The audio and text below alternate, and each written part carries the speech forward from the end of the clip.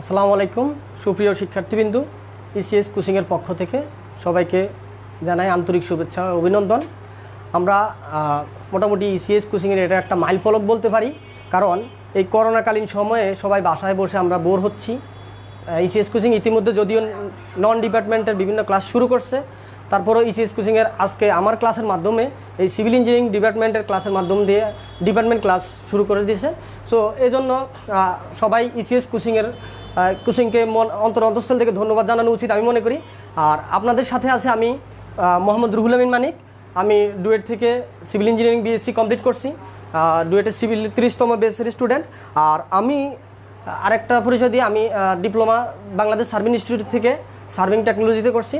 So সবাই যেহেতু অধীর আগ্রহে অপেক্ষা করতেছি ডিপার্টমেন্ট ক্লাসের জন্য, আমি বেশি কথা বাড়াবো না, আমরা সরাসরি ক্লাসে চলে যাব। তো শুরুতে আমি জেনে নিতে চাচ্ছি আমাদের সাথে কে কে জয়েন করছেন, কে কোথা থেকে জয়েন করছেন, কমেন্টের মাধ্যমে একটু জানিয়ে দিন। তাহলে আমরা বুঝতে পারবো আমরা সারা বাংলাদেশকে একসাথে কানেক্ট করতে পারছি কিনা। তো সবাই আশা করি কমেন্টসে জানিয়ে দিবেন যে কে কোথা থেকে আসছেন।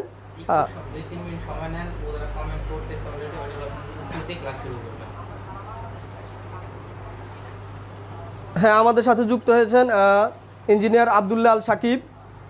ওয়ালাইকুম আসসালাম, আমি ভালো আছি। হ্যাঁ, অনেক দিন পর আপনাদের সাথে। রাকিব সোহেল দেখতেছেন আমাদেরকে, রোমানা রুমি, প্রান্ত মজুমদার, আতিক সরকার, কায়েস আহমেদ,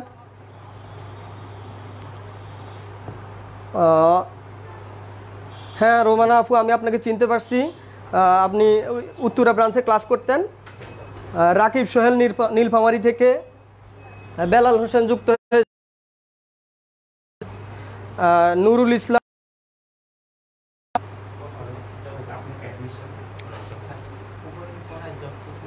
হ্যাঁ, আমরা মূলত আজকে যে ক্লাসটা করব সেটা হচ্ছে জব কোচিংয়ের জন্য, জব কোচিং বেসের স্টুডেন্ট যারা, তারা জব কোচিংয়ের জন্য মূলত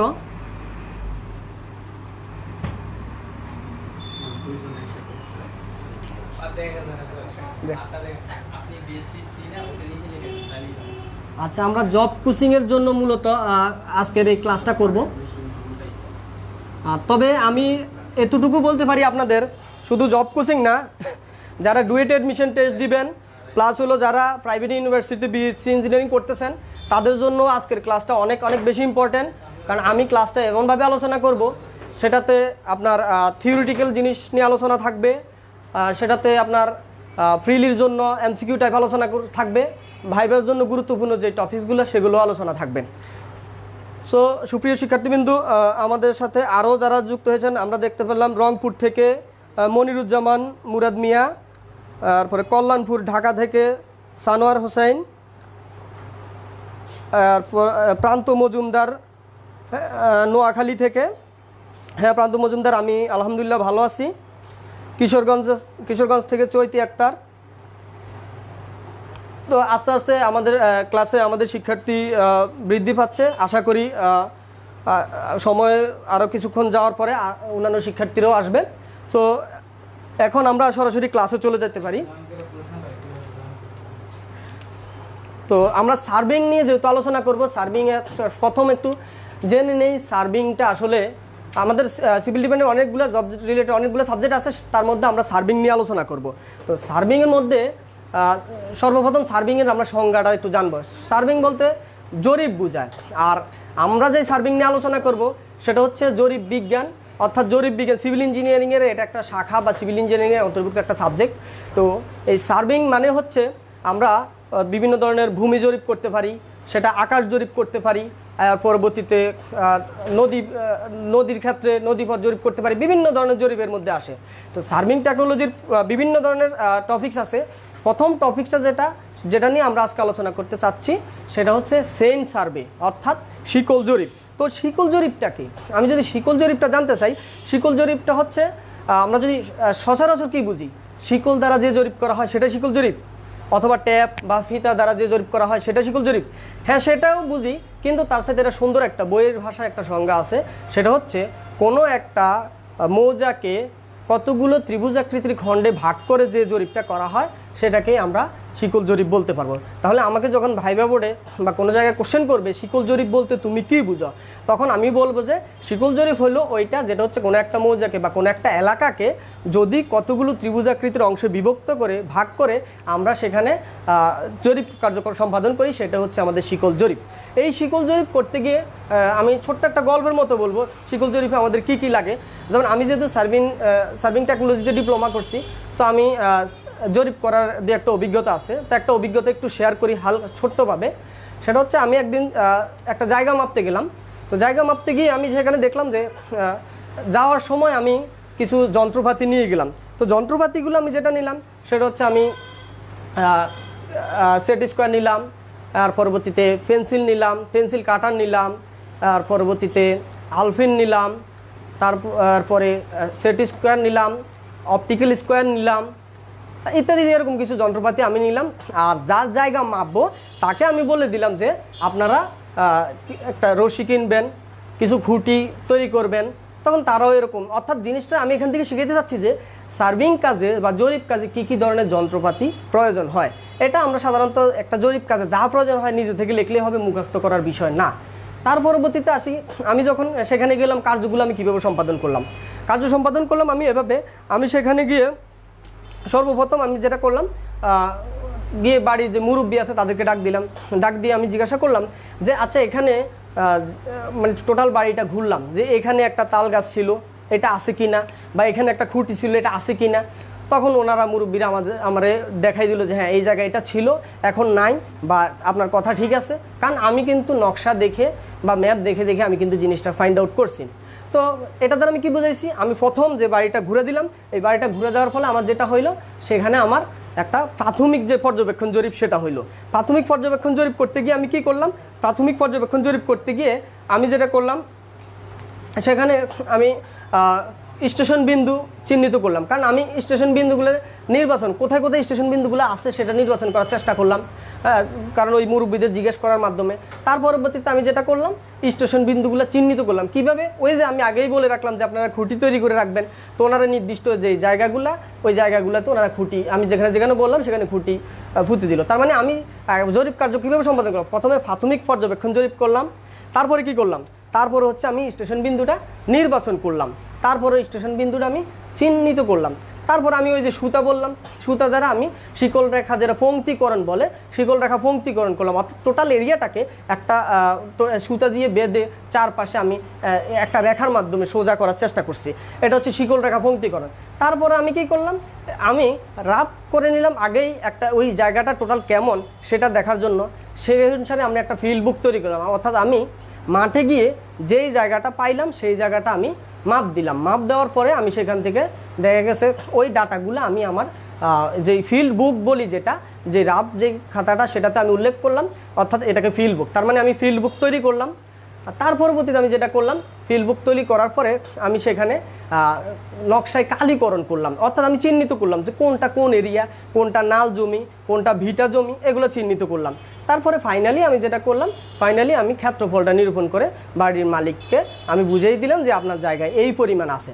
তার মানে আমাকে যদি বলা হয় শিকল জরিপের ধাপগুলো কী কী, তাহলে আমি কী বলবো, প্রথমে প্রাথমিক পর্যবেক্ষণ জরিপ, দ্বিতীয়তে কি স্টেশন বিন্দু নির্বাচন, তৃতীয়তে হবে স্টেশন বিন্দু চিহ্নিতকরণ, আর চতুর্থতে কী হবে, চতুর্থতে বলছিলাম সে ফিল্ড বুক তৈরিকরণ, পঞ্চমে হবে কি, পঞ্চমে হবে আমাদের যে শিকল রেখা পঙ্ক্তিকরণ, পঞ্চমে হবে শিকল রেখা পঙ্ক্তিকরণ, ষষ্ঠতে হবে নকশায় কালীকরণ, এবং অ্যাট লাস্ট আমরা কি করব, অ্যাট লাস্ট করবো আমরা ক্ষেত্রফল নিরূপণ করব। এটা হলো পর্যায়ক্রমিক ধাপ। এই পর্যায়ক্রমিক ধাপগুলো কিন্তু আমাদের মুখস্থ করতে হচ্ছে না, আমি জাস্ট গল্পের ছলে বললাম, এই গল্পের ছলে মনে রাখলেই হবে। তারপর আমরা এখানে একটু যদি খেয়াল করি, এখানে কিন্তু আরেকটা ব্যাপার আছে যে শিকল জরিপের ক্ষেত্রে যেটা হয় কিছু ভুলভ্রান্তি হয়। ভুলভ্রান্তিটা কেমন হয়, আমি দেখা গেছে গরমকালে যখন সকালে মাপা শুরু করলাম, এক ধরনের চেইন নিয়ে বা ট্যাপ নিয়ে শুরু করলাম, দুপুর হইতে হইতে এটা টেম্পারেচার বৃদ্ধি পাওয়ার কারণে দেখা গেছে এই ট্যাপটা একটু প্রসারিত হয়ে গেল, বা শীতকালে এটা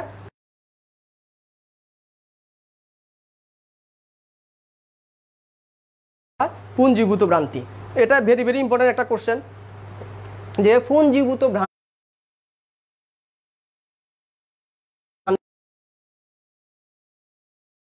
বিভিন্ন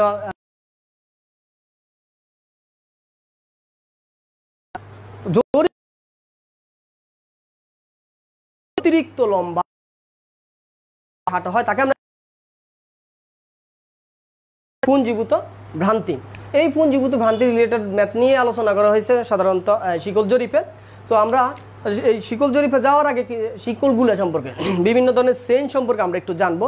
চেইন সম্পর্কে জানলে চেইন সাধারণত আমরা 3 ধরনের চেইন ব্যবহার করি। সেটা কি কি? সেটা হচ্ছে গান্টার চেইন, ইঞ্জিনিয়ারিং চেইন, আর হচ্ছে আরেকটা ব্যাপার, আরেকটা সাবজেক্ট হচ্ছে আরেকটা হচ্ছে মিটার শিকল বা মেট্রিক শিকল বলি। তো আমরা যদি এগুলো তুলনামূলক একটু পার্থক্যটা একটু দেখি, সেটা হচ্ছে প্রথম যদি আমি লিখি গান্টার চেইন,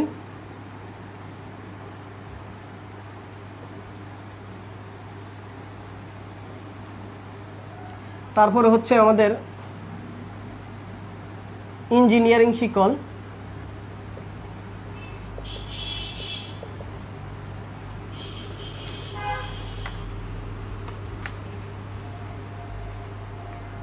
আর আরেকটা হচ্ছে আমাদের মিটার শিকল।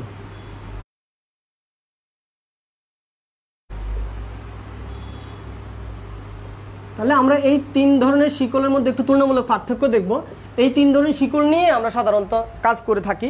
তো এখানে যদি আমি একটু খেয়াল করি, এই যে গান্টার চেইনের আমরা দৈর্ঘ্যটা জানবো। গান্টার চেইনের দৈর্ঘ্য অনেকেই হয়তো জানি, তারপর আমি গান্টার চেইনের দৈর্ঘ্যটা আবারও বলতেছি। গান্টার চেইনের দৈর্ঘ্যটা হচ্ছে 66 ফিট।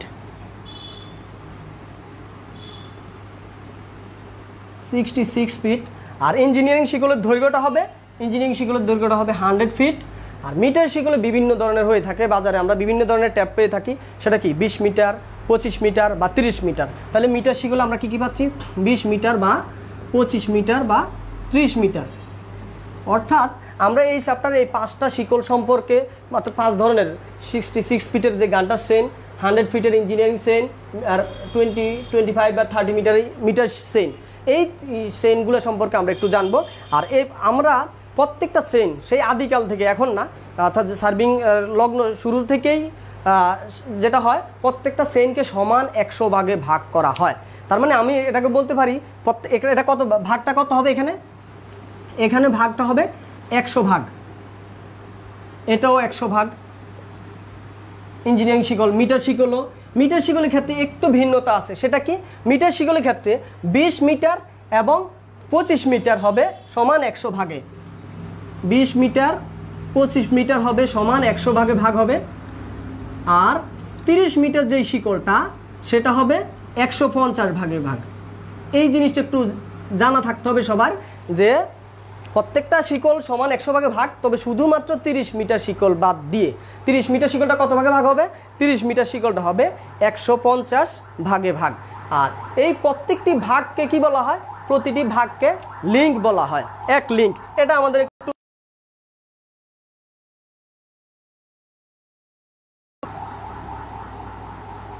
ভাগকে এক লিঙ্ক বলে। এটার জন্য সব জায়গার জন্য সেম, অর্থাৎ সকল ধরনের আমাদের এখানে যে গান্টার চেইন, ইঞ্জিনিয়ারিং চেইন বা মিটার চেইন, সব ধরনের চেইনের জন্য প্রতি লিঙ্কে কি বলবো? প্রতি লিঙ্কে বলবো আমরা প্রতি ভাগকে বলবো আমরা এক লিঙ্ক। আর এই এক লিঙ্কের মান গান্টার চেইনে কত সেটা জানবো। গান্টার চেইনে এক লিঙ্কের মান হচ্ছে, আমরা যদি একটু চিন্তা করি, একটু খেয়াল করি, এক লিঙ্ক হচ্ছে, যেহেতু এটা সমান 100 ভাগে ভাগ, তার মানে 66কে যদি 100 দ্বারা ভাগ দেই তাহলে আসতেছে 0.66 ফিট। আর এই 0.66 ফিটকে যদি আমরা ইঞ্চিতে নেই তাহলে আসতেছে 7.92 ইঞ্চ। তাহলে আমি এখানে জাস্ট যে জিনিসটা বোঝানোর চেষ্টা করছি, আমরা যদি যারা অলরেডি বিভিন্ন ধরনের প্রিলি বা বিভিন্ন পরীক্ষা দিচ্ছি, এমসিকিউ টাইপ পরীক্ষাগুলো আমরা দিছি, তারা কিন্তু অলরেডি ক্লিয়ার ব্যাপারটা যে এক লিঙ্ক সমান 0.66 ফিট বা 7.92 ইঞ্চ। এটা কত বেশি ইম্পর্টেন্ট, কতবার আসে, মানে অনেক বেশি। প্রায় সময় জিজ্ঞাসা করা হয় যে এক লিঙ্ক সমান, গান্টার শিকলের এক লিঙ্ক সমান কত? গান্টার শিকলের এক লিঙ্ক সমান, তাহলে আমরা শিখলাম 7.92 ইঞ্চ। তার পরবর্তীতে যদি আমরা একটু খেয়াল করি, আমরা যেটা যাব ইঞ্জিনিয়ারিং শিকল। ইঞ্জিনিয়ারিং শিকলে এক লিঙ্ক সমান কত হবে? সেম, 100 ফিটকে 100 ভাগ করব, তার মানে 1 ফিট বা 12 ইঞ্চ। তার পরবর্তীতে যদি আমরা একটু খেয়াল করি, মিটার শিকলের ক্ষেত্রে যেটা হবে, মিটার শিকলে 20 মিটার শিকলের ক্ষেত্রে হবে 20 ভাগ 100। এখানে যদি আমরা এক লিঙ্ক সমান লিখি, 20 ভাগ 100 সমান হচ্ছে 0.20 মিটার। আর 25 মিটার শিকলের ক্ষেত্রে কি হবে? এক লিঙ্ক সমান 25/100 সমান 0.25 মিটার। আর 30 মিটার শিকলের ক্ষেত্রে যেটা হবে সেটা হবে 30কে আমরা কত ভাগে ভাগ করতে বলছিলাম 150 ভাগে, তার মানে 0.20 মিটার। এই টার্মসগুলো এই জিনিসগুলো আমাদের জানতে হবে, অর্থাৎ কোন শিকলের ক্ষেত্রে এক লিঙ্ক সমান কত, এইটা ভেরি ভেরি ইম্পর্ট্যান্ট, ম্যাথের ক্ষেত্রেও আমাদের খুব দরকার হবে। তো যারা আমার কথা ক্লিয়ার হচ্ছে শোনা যাচ্ছে কিনা আপনারা একটু কমেন্টসে জানাবেন, প্লাস হলে কারো যদি কোনো কোশ্চেন থাকে তাহলে কোশ্চেনটা অবশ্যই করবেন কমেন্টসে, আমি চেষ্টা করব কোশ্চেনের অ্যান্সার প্রপারলি দেওয়ার জন্য আমার এবিলিটির মধ্যে। তো আপাতত যেহেতু কোনো কোশ্চেন নাই তাহলে আমরা শুরু করতে পারি, পরবর্তীতে ধাপে যাইতে পারি। তো এখানে একটু যদি খেয়াল করি, এখানে আমরা এই যে গান্টার চেইন এবং ইঞ্জিনিয়ারিং চেইন, এই দুইটা চেইন কোন এককে সাধারণত ক্ষেত্রফলটা নির্ণয় করা হয়, যদিও একক ম্যাটার করে না, তারপরও একরে এই দুইটার ক্ষেত্রফল নিরূপণ করা হয়, আর মিটার শিকলটা সাধারণত হেক্টরে নিরূপণ করা হয়। এই জিনিসটা আমাদের জানা রাখতে হবে। অর্থাৎ এখানে যদি আমরা একটু লিখি,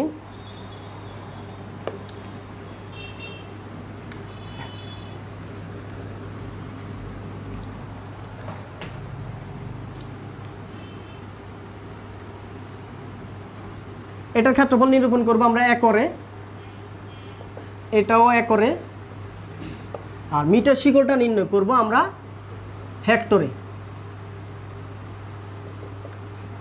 এখন আমরা যদি একটু খেয়াল করি, আমরা কিন্তু অলরেডি এখন বড় ইউনিটে ঢুকছি, একর হেক্টর, তার মানে আমাদের এই সম্পর্কে আমাদের একটু জানতে হবে।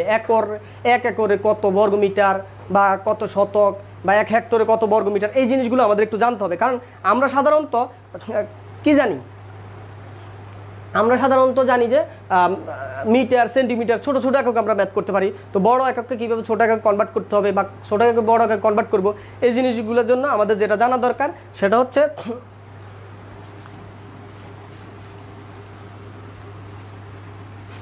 সবাই একটু কষ্ট করে, আমি যা বোর্ডে লিখি আমার মনে হয় একটু একটা খাতা কলম নিয়ে বসলে সুবিধা হবে। কারণ যদি এগুলো সবাই যদি একটু নিজের একটু টুকে রাখি, পরবর্তীতে বাসায় প্র্যাকটিস করতে বা পড়াশোনা করতে একটু সুবিধা হবে সবার জন্য। সো এখানে যদি আমরা একটু খেয়াল করি, আমাদের হেক্টর, একর এবং আরেকটা ব্যাপার বলছিলাম কি, এর মধ্যে সম্পর্কটা আমরা করব। আচ্ছা হেক্টর, হেক্টরের আগে আমাদের যেটা জানবো এক শতক। সার্ভিংয়ের ক্ষেত্রে সবচাইতে ভেরি ভেরি ইম্পর্ট্যান্ট একটা শব্দ, আমরা শতকের সাথে খুব বেশি পরিচিত, শতক দিয়েই আমরা বাকি সব কিছু নির্ধারণ করি। তো এক শতক সমান কত, এটা কোনো কোনো অঞ্চল ভেদে অনেকে ডেসিম অর্থাৎ ডেসিমেল থেকে, শতমাংশ থেকে ডিসিম বলে, অর্থাৎ এক ডিসিম বা এক শতক সমান হচ্ছে 435.6 বর্গ ফুট, 435.6 স্কোয়ার ফিট, অথবা 40.47 বর্গ মিটার বা মিটার স্কোয়ার, অথবা 48.40 বর্গ গজ। এভাবে চাইলে আমরা বিভিন্ন এককে কনভার্ট করতে পারি। এর পরবর্তীতে আমরা যদি একটু খেয়াল করি, এখন এই শতক থেকে আমরা যাব একরে খুব সহজেই, কারণ এক একর সমান আমরা জানি 100 শতক, এক একর সমান 100 শতক। আর যেটা জানতে হবে আমাদের এক হেক্টর সমান কত, এক হেক্টর সমান হচ্ছে 10,000 বর্গ মিটার, কি ঠিক কিনা? এক হেক্টর সমান আমাদের 10,000 বর্গ মিটার। আরেকটা ব্যাপার হচ্ছে আমাদের যেটা জানতে হবে সেটা হচ্ছে এক এওর সমান কত, কারণ অনেক সময় কোশ্চেন বলে যে এওরে কত। এক এওর সমান হচ্ছে 100 বর্গ মিটার, আর তার মানে আমি এক হেক্টর সমান বলতে পারি 100 এওর। আশা করি আমরা এই টার্মসগুলো যদি আমরা সবাই মনে রাখতে পারি, তাহলে আমরা সার্ভিংয়ের যেই শিকল জরিপের যে ম্যাথগুলো আছে এগুলো খুব ক্লিয়ারলি করতে পারবো ইনশাল্লাহ। তো আমার মোটামুটি বেসিক টাইপের আলোচনা এখানেই শেষ। আমরা পরবর্তীতে যেটাতে যাব সেটা হচ্ছে আমরা ফর্মুলা নিয়ে একটু আলোচনা করব, শিকল জরিপের ফর্মুলা কি। এখন শিকল জরিপের ফর্মুলা যদি বলতে যাই, এটা আমরা অনেকে মুখস্থ করি, মুখস্থ করলে কি হয় আমরা অনেক সময় ভুলে যাই। সো আমি একটা টেকনিক শিখিয়ে দিব, এই টেকনিকে আমি বলার পরে একবার বলবো, শুধু একবার বললে আমি আশা করি আমৃত্যু মনে থাকবে, অর্থাৎ সারা জীবন এটা মনে রাখা সম্ভব। সেটা কি? সেটা হচ্ছে আমরা যেটা শিখব সেটা হচ্ছে আপাত গুণন আপাত সমান প্রকৃত গুণন প্রকৃত। এটা সূত্র, সরাসরি সূত্র না, জাস্ট এটা হচ্ছে টেকনিক। টেকনিকটা আমরা মনে রাখবো, আপাত গুণন আপাত সমান প্রকৃত গুণন প্রকৃত। এই জাস্ট এই থিঙ্কিংটা যার মাথায় থাকবে সে শিকল জরিপের ফর্মুলা কখনো ভুলবে না। কারণ শিকল জরিপে কেউ যদি ফর্মুলা মুখস্থ করতে যায়, মেমোরাইজ করতে যায়, তার মেজরিটি পার্সেন্ট টাইম সে ফর্মুলাটা ভুলে যাবে। ফর্মুলা যদিও সহজ, কিন্তু প্যাচ লাগাই দিবে অনেক সময়। কারণ আমরা যখন চাকরির পরীক্ষার হলে বসি, শুধু শিকল জরিপ নিয়ে বসবো না, আমরা টোটাল ডিপার্টমেন্ট নিয়ে বসবো। যদি আমি টোটাল ডিপার্টমেন্ট নিয়ে বসি, তাহলে কি হচ্ছে, আমার মাথায় কিন্তু এই শিকল জরিপ ক্ষুদ্র একটা অংশ হিসেবে থাকবে। সেক্ষেত্রে আমি ফর্মুলা ভুলে যাওয়ার সম্ভাবনা থাকবে। ধরুন আমরা শিখবো আপাত গুণন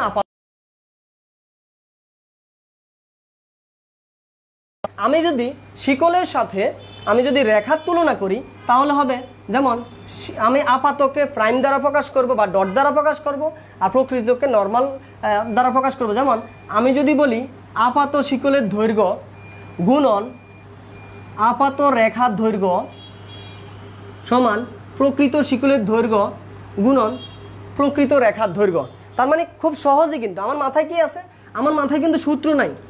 আমি কিন্তু এটা ডাটা অনুসারে বুঝতে পারবো যে আমার যে প্রশ্নে যে ডাটাগুলো দেওয়া থাকবে, ডাটা অনুযায়ী কিন্তু আমি বুঝে নিতে পারবো যে আমার এখানে আসলে কি আছে।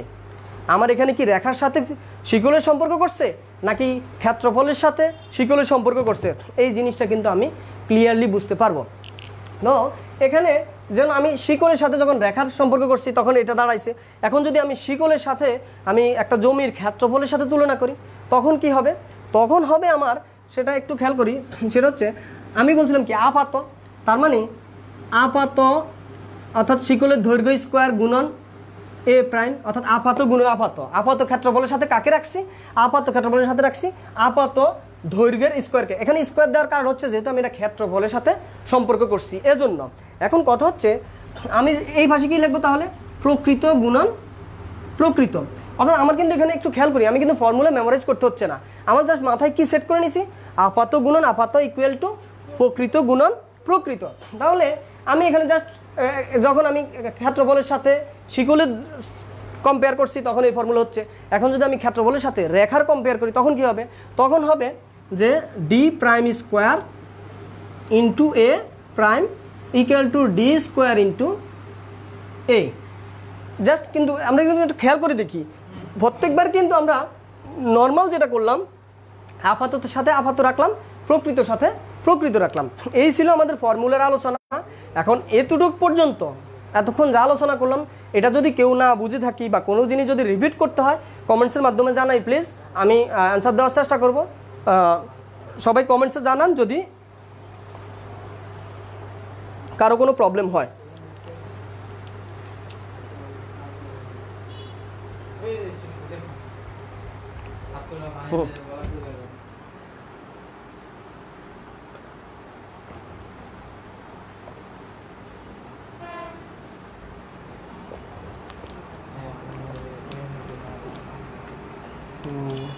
আরো একটু দেখতে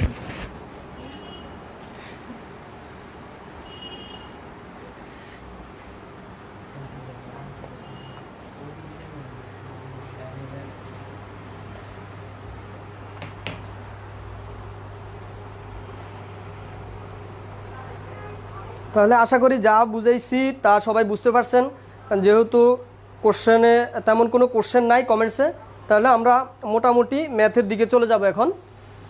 তাহলে আমাদের মাথায় কি সেট করতে হবে? মাথায় সেট করতে হবে আপাত গুণন আপাত সমান প্রকৃত গুণন প্রকৃত। এখন একটু এই যে টার্মসগুলো, এগুলোর সাথে আমরা একটু পরিচিত হই নাই, কোনটাকে কি বলবো সেটা যদি পরিচিত হই। এল সমান হচ্ছে শিকলের প্রকৃত দৈর্ঘ্য, শিকলের প্রকৃত দৈর্ঘ্য। এল প্রাইম সমান হচ্ছে শিকলের আপাত দৈর্ঘ্য, আর ডি সমান হচ্ছে রেখার প্রকৃত দৈর্ঘ্য। ডি প্রাইম সমান কি হবে তাহলে রেখার আপাত দৈর্ঘ্য। এর পরবর্তীতে আমরা এরিয়াতে যদি যাই, ক্ষেত্রের বা জমির যেটা চিন্তা করি প্রকৃত ক্ষেত্রফল,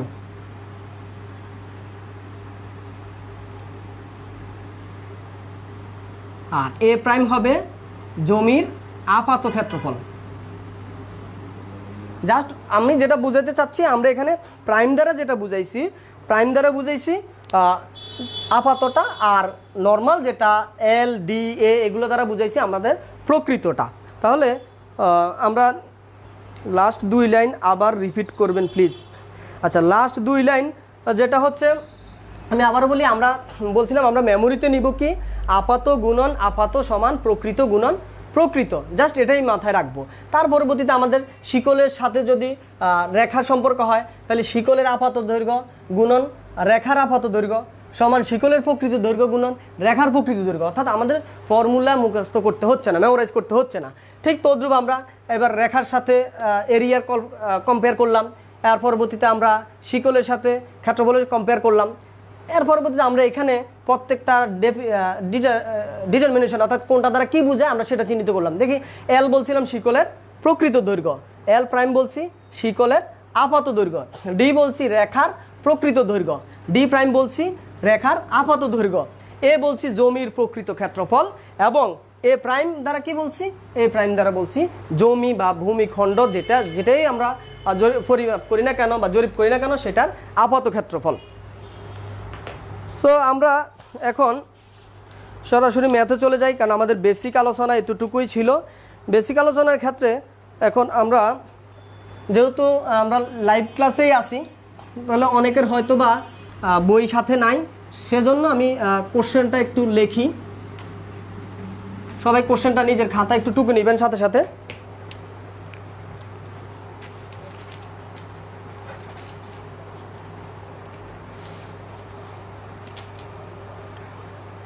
আচ্ছা, আমি কোশ্চেনটা লেখার আগে আমি জাস্ট একটা লাইন একটু আপনাদের স্মরণ করাই দেওয়ার চেষ্টা করি। একটা লাইন আপনারা মনে রাখবেন, সেটা হচ্ছে যদি পরিমাপকালে বা জরিপকালে, একটু সবাই লিখে নেন, জরিপকালে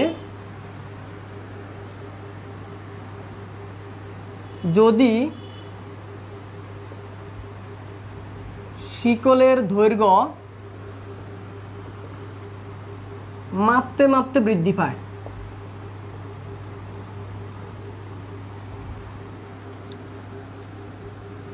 মাপতে মাপতে বৃদ্ধি পায়, তাহলে গড় করতে হবে।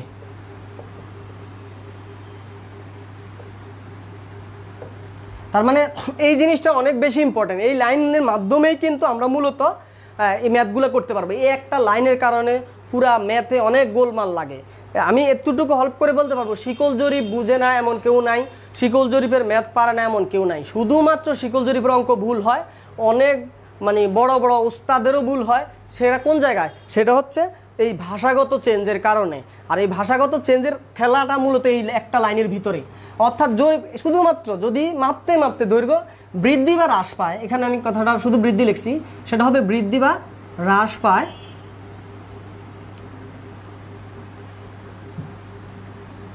অর্থাৎ জরিপকালে যদি শিকলের দৈর্ঘ্য মাপতে মাপতে বৃদ্ধি বা হ্রাস পায় তাহলে গড় করতে হবে। এখন কি গড় করতে হবে সেটা আমরা ম্যাথ করতে গেলে আরও ক্লিয়ার হব। আর জরিপকালে যদি শিকলের দৈর্ঘ্য শুরুতেই বড় বা ছোট থাকে, শুরুতেই যদি বৃদ্ধিপ্রাপ্ত হয়ে থাকে, সেক্ষেত্রে আমরা যোগ বা বিয়োগ করব, সেটাও আমরা ম্যাথ করতে গেলে ক্লিয়ার হব। শুধু আমাদের এই লাইনটাই মেমোরিতে রাখতে হবে খুব ভালোভাবে, কারণ এই একটা লাইনের খেলা পুরা চ্যাপ্টারে। তাহলে এবার আমি যদি, আশা করি সবার লেখা হয়েছে, আমি কোশ্চেনটা একটু লেখার চেষ্টা করি।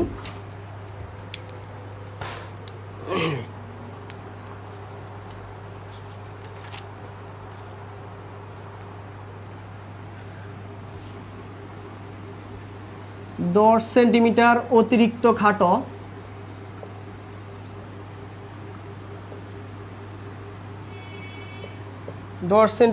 অতিরিক্ত খাটো 20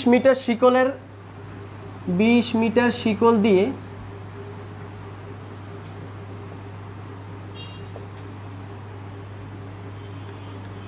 একটি রেখার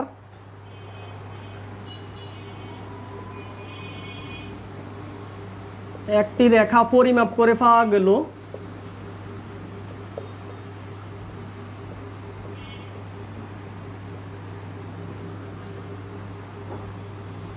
1200 মিটার, তাহলে রেখাটির প্রকৃত দৈর্ঘ্য কত?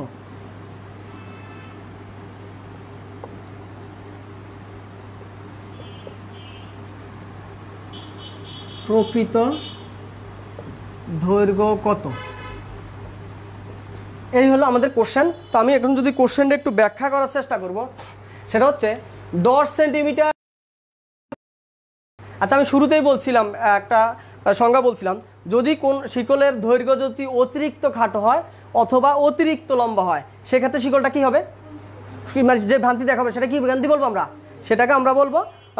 আচ্ছা, আমি কমেন্টের মাধ্যমে জানতে চাচ্ছি, আসলে আমরা যদি কোনো একটা শিকল অতিরিক্ত লম্বা অথবা অতিরিক্ত খাটো হয় সেটাকে আমরা কি বলবো? সবাই একটু কমেন্টের মাধ্যমে ঝটপট উত্তর দিয়ে দেই, দেখি আমার ক্লাসটা কে কে মনোযোগ দিয়ে করতেছেন, তাহলে আশা করি বুঝতে পারবো। আমি আপনাদের কমেন্টের অপেক্ষায় আছি।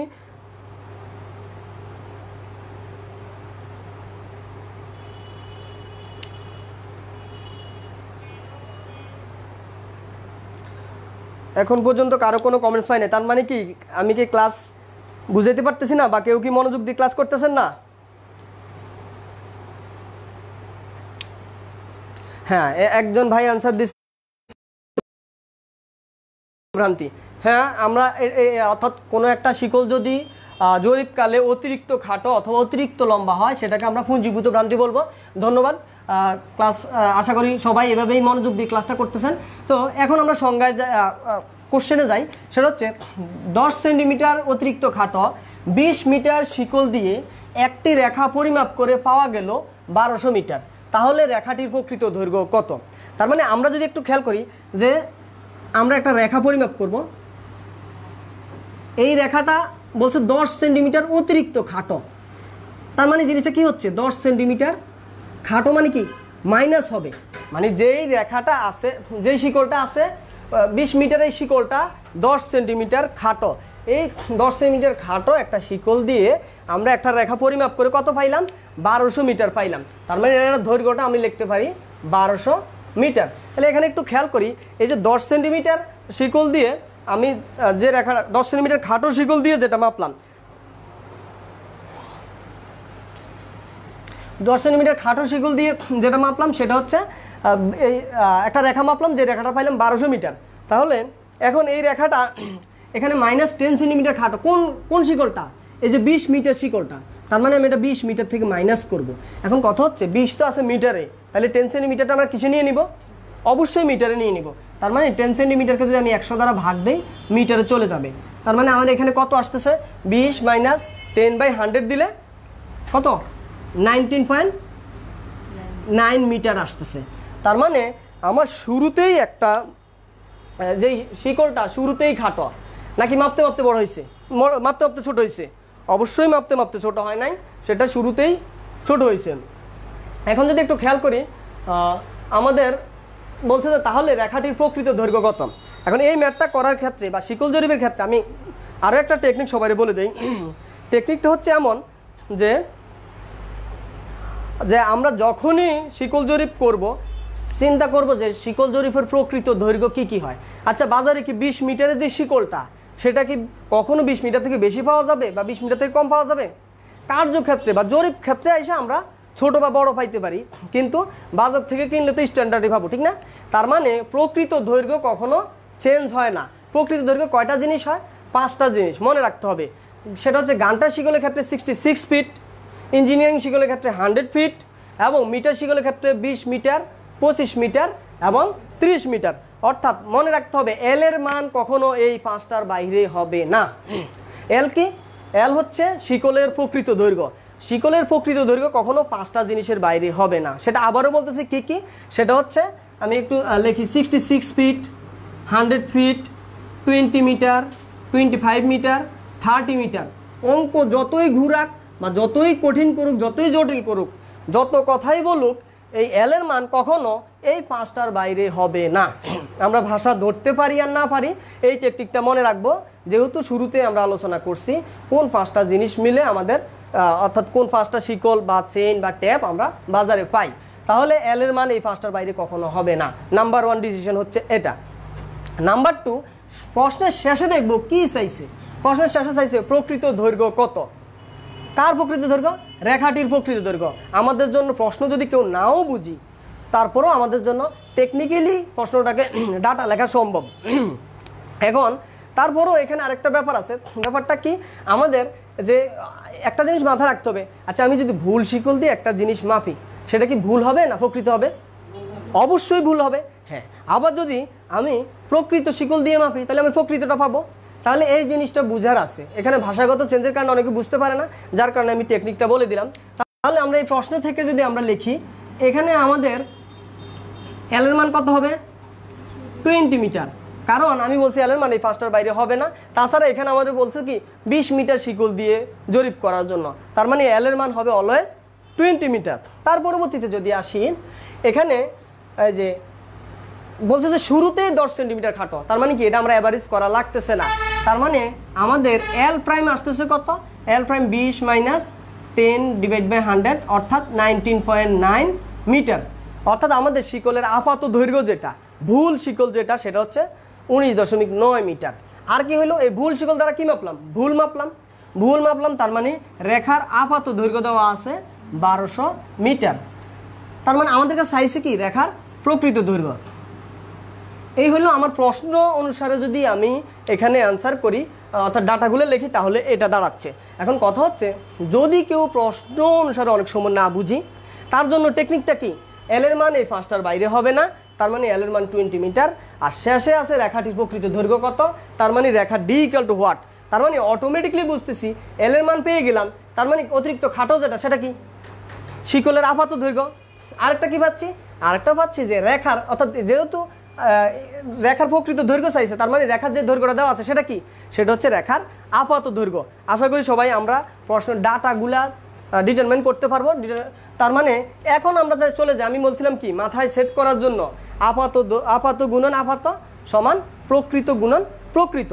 তাহলে এখন আমরা ফর্মুলা আবার কেউ আপাত গুণন আপাত লিখলে বা সমান প্রকৃত গুণন প্রকৃত লিখলে টিচাররা বুঝবে না, কারণ পৃথিবীর কোনো বই এটা লেখা নাই।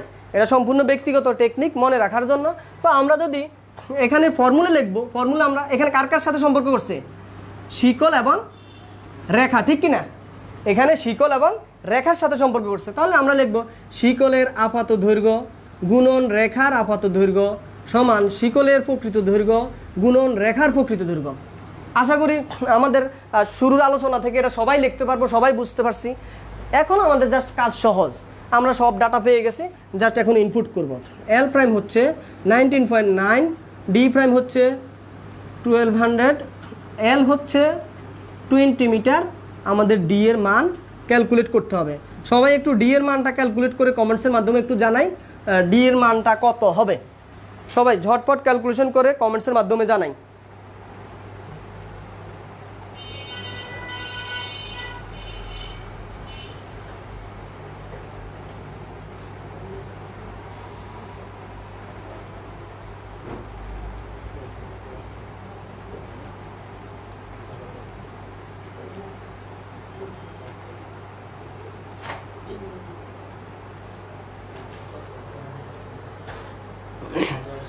হ্যাঁ, 1194 মিটার। রাকিব সোহেল অ্যান্সার দিছে 1194 মিটার। জাকারিয়া হোসেন সুমন 1194, সানোয়ার হোসেন 1190, সবার অ্যান্সার কারেক্ট। তার মানে 1194 মিটার।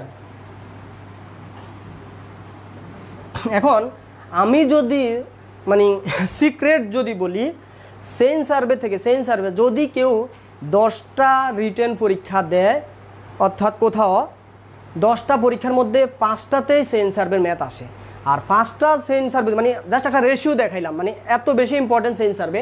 আর এই সেন্স সার্ভের মধ্যে সত্য বলতে এই একটা ম্যাথ, এই টাইপের একটা ম্যাথই ঘুরে ঘুরে আসে, জাস্ট একটু ভাষাগত চেঞ্জ। আর জটিল অঙ্কগুলো আসলে করা লাগে না। তারপরে আমি চেষ্টা করব টোটাল বেসিকটা ক্লিয়ার করার জন্য। আমাদের যে নির্দিষ্ট টাইম আছে, নির্দিষ্ট টাইমের ভিতরে। তো আমরা আজকে আরেকটা ম্যাথ করব, যেহেতু আমাদের সময় শেষের দিকে। আজকে আমরা আরেকটা ম্যাথ করে আজকের ক্লাসটা এখানেই শেষ করব। আচ্ছা, আমরা যদি এই প্রশ্নটাকে একটু যদি ঘুরিয়ে লিখি, একই প্রশ্ন, সেটা বলছে 10 সেন্টিমিটার অর্থাৎ 20 মিটার শিকল দিয়ে, প্রশ্নটা যদি এরকম হয় যে 20 মিটার শিকল দিয়ে একটি রেখা পরিমাপ করে পাওয়া গেল 1200 মিটার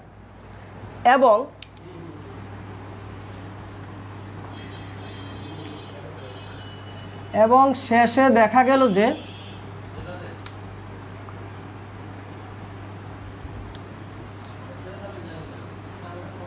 মানে জাস্ট একই কোশ্চেন যে 20 মিটার শিকল দিয়ে একটি রেখা পরিমাপ করে পাওয়া গেল 1200 মিটার এবং শেষে দেখা গেল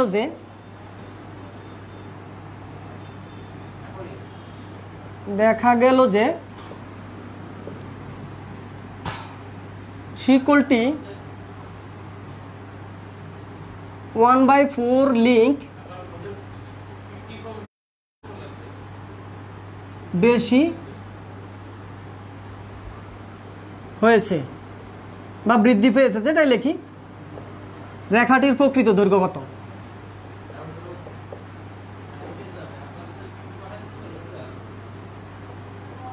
তার মানে আমাদের কোশ্চেনটা যদি একটু ডিফারেন্ট, জাস্ট একটু ভাষাগত চেঞ্জ, সবাই একটু খেয়াল করি। বা আমি যদি ওই 1/4 লিঙ্ক না দিয়ে আমি 10 সেন্টিমিটারও দিতে পারি এখানে, যে বেশি বা কম একই কথা, জাস্ট যে আমার অঙ্কটা বোঝার জন্য আমি এখন লিঙ্কটাও দিলাম। সেটা হচ্ছে 20 মিটার শিকল দিয়ে একটি রেখা পরিমাপ করে পাওয়া গেল 1200 মিটার এবং পরিমাপ শেষে দেখা গেল যে শিকলটি 1/4 লিঙ্ক বেশি হয়েছে, তাহলে রেখাটির প্রকৃত দৈর্ঘ্য কত? সো আমরা এই টাইপের ম্যাথের ক্ষেত্রে সচরাচর কী করব, সচরাচর আমরা ফিগার ড্র করার চেষ্টা করব, তখন অঙ্কটা আমাদের জন্য সহজ হয়ে যাবে। সেটা কেমন? সেটা হচ্ছে যেমন শুরুতে আমরা কত মিটার শিকল দিয়ে মাপা শুরু করছি? 20 মিটার শিকল দিয়ে মাপা শুরু করছি না? 20 মিটার শিকল দিয়ে মাপা শেষে কি হলো? 1200 মিটার মাপলাম। কত মিটার মাপলাম? 1200 মিটার মাপার পরে শেষে গিয়ে দেখা গেল শিকলটা কত লিঙ্ক বেশি হয়েছে? 1/4 লিঙ্ক বেশি হয়েছে। কার থেকে 1/4 লিঙ্ক বেশি হয়েছে? শিকলটি। কোন শিকলটি?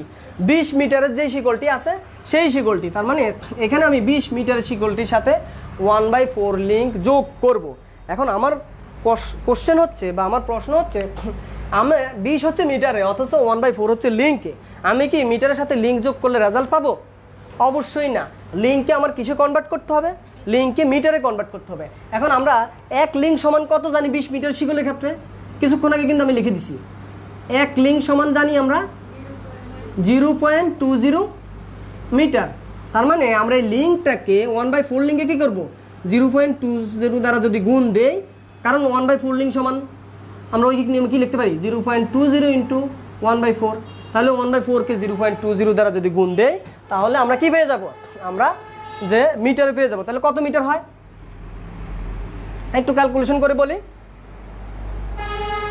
এখানে আমরা 20.05 মিটার, মেবি সবাই একটু ক্যালকুলেশন করে দেখি। 20.05, তার মানে 20.05 মিটার আমাদের হচ্ছে অতিরিক্ত লম্বা হওয়ার পরে, 1/4 লিঙ্ক অতিরিক্ত লম্বা হওয়ার পরে। এখন আমরা এই ম্যাথটা সলিউশন করব। আমাদের মোটামুটি কোশ্চেন অনুসারে ফিগার ড্র করা শেষ। এবার আমরা ডাটা লিখব। ডাটা সর্বপ্রথম লিখব এল এর মান। এল এর মান কত হবে? 20 মিটার।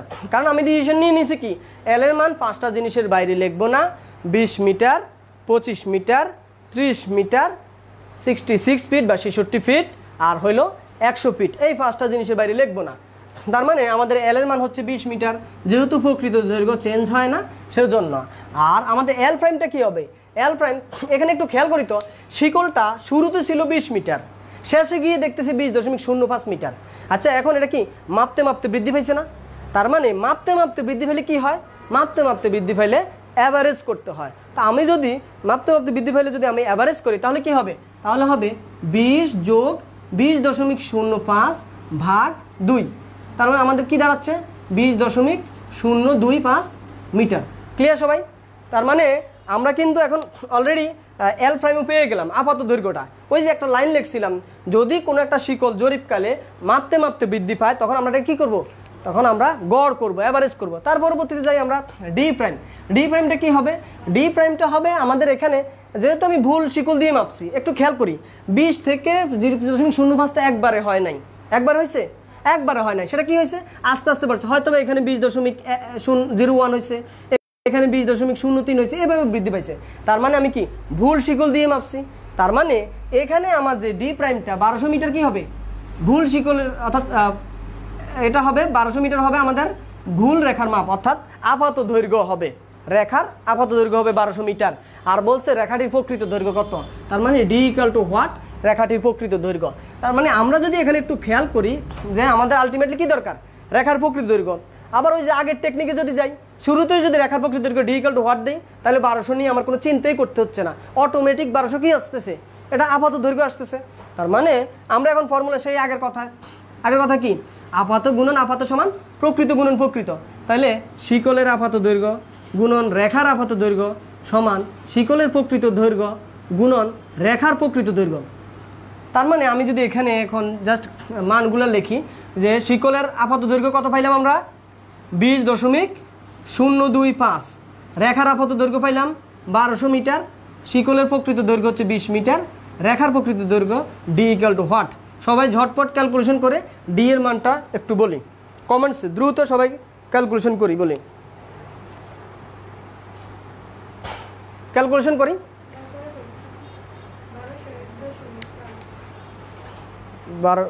হ্যাঁ, সবাই একটু কমেন্টসে উত্তরটা দেওয়ার চেষ্টা করি, কত আসছে আমাদের, ক্যালকুলেশন করে কমেন্টসে একটু রিপ্লাই দেওয়ার। আচ্ছা আচ্ছা, আমাদের 1201.5।